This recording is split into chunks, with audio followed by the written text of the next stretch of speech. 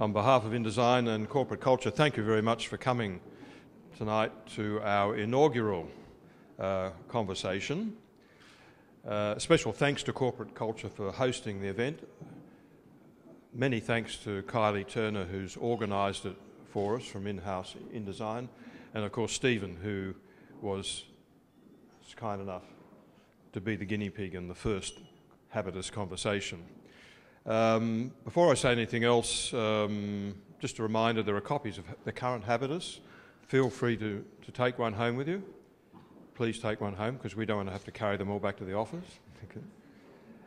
Look, I'm not going to say very much, but in a previous life I was a linguist, and one of my areas of speciality was what we call conversational analysis, and I was particularly interested in foreign language learning and teaching, so we're interested in teaching people how to hold a conversation in a foreign language, but also in how conversation could be used to help people learn this language.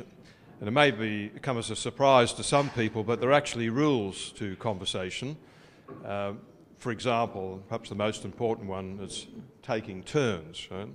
And I think we've all known people who don't quite get that and they don't think that other people should have a turn. The point being that I think a conversation is a generative thing. It's not throwing opinions back and forth like hitting a tennis ball over the net. A conversation is a generative thing where you, in a sense, create the very topic which you're talking about. For those of you who do read editorials and magazines, then read my editorial in this current issue, because I do talk about the magazine as a kind of conversation.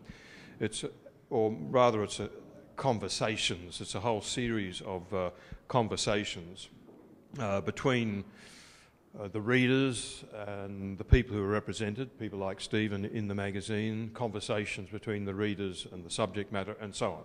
I won't repeat what I've written. So the idea of conversation is very important to us. The conversations we're inaugurating tonight are conversations between, it's like, as I was saying to Stephen, and again, another career I had, which was in the theatre, we used to talk about going from page to stage. So tonight we're sort of going from page to stage. We're turning the magazine, if you like, into a three-dimensional living thing by bringing you, our readers and supporters, together with, in this case, one of the most important people in the current issue of Habitus. So again, thank you for coming. I hope you enjoy the night.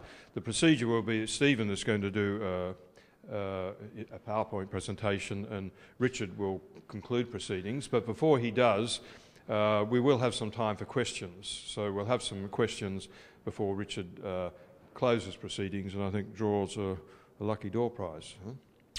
Okay. Over to you, Stephen. Thank you. Thanks, Paul. And again,